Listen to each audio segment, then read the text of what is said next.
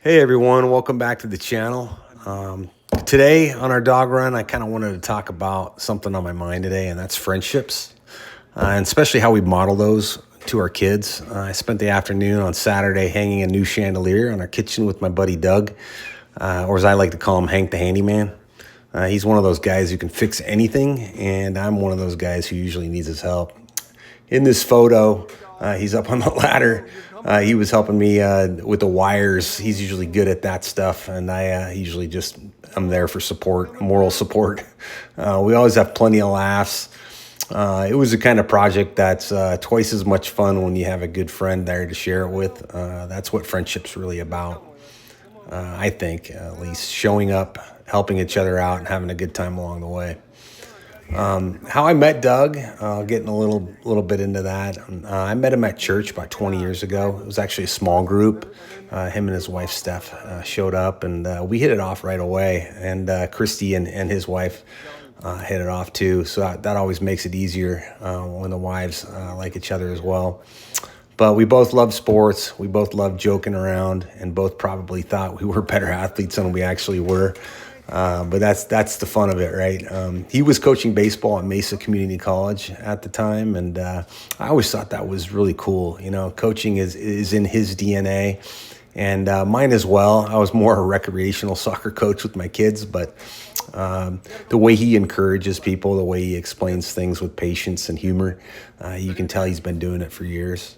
Over the years, we've helped each other with projects, house repairs, and sometimes just life itself. Payment is almost always made in pizza and beer. Usually beer with me and Doug, and that makes it fun.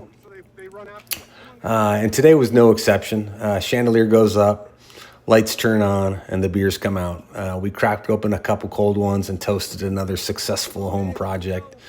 That's our kind of payment plan. Simple, honest, and always ends with a good conversation.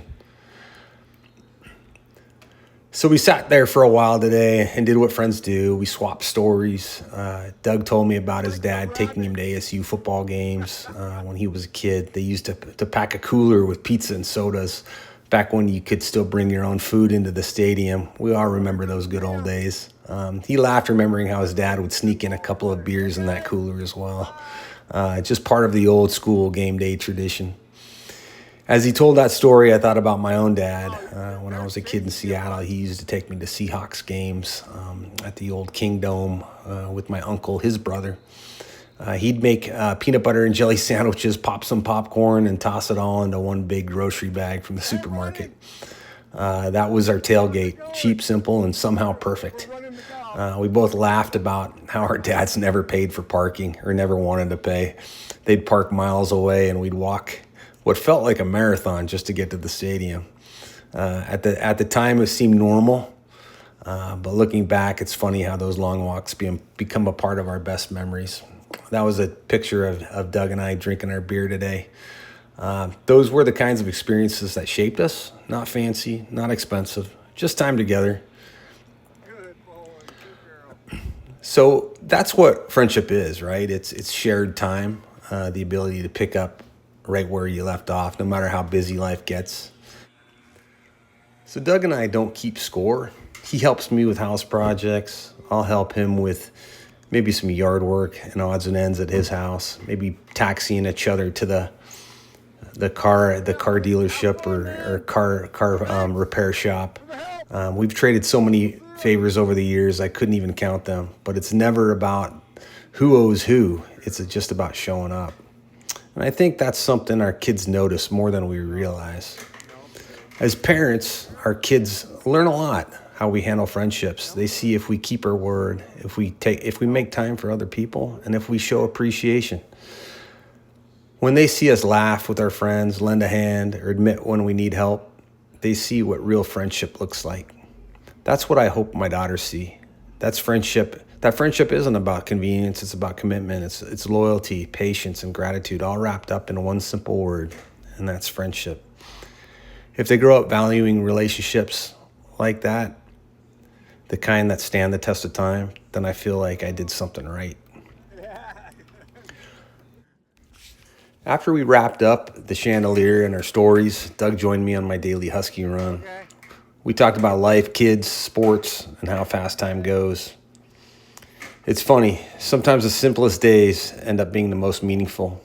A Saturday spent fixing a light, sharing old memories, waving goodbye to your buddy with your dogs on your side. That's about as good as it gets. Friendships like that remind us to slow down and be thankful. And they teach our kids that real relationships, like anything that matters, take time, effort, and care.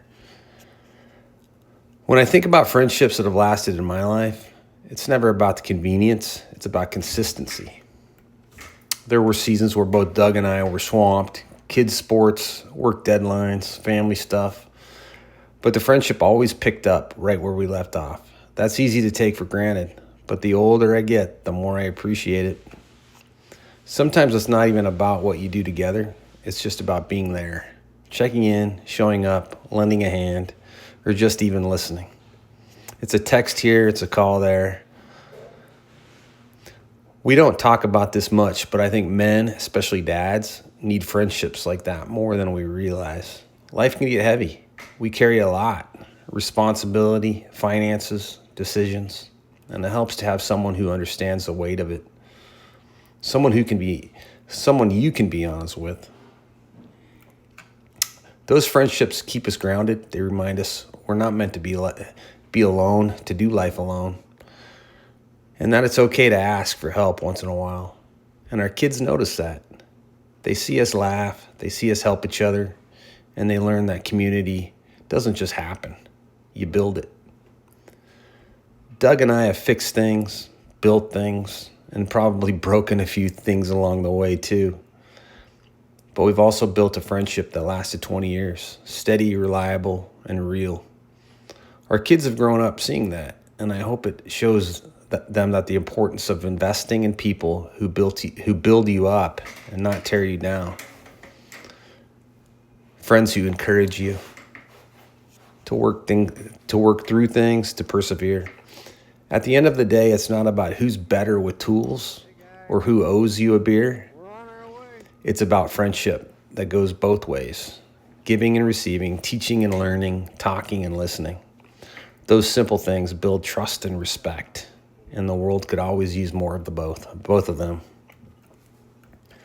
So in closing, when I think back on days like today, it's easy to see that life's best moments aren't always planned.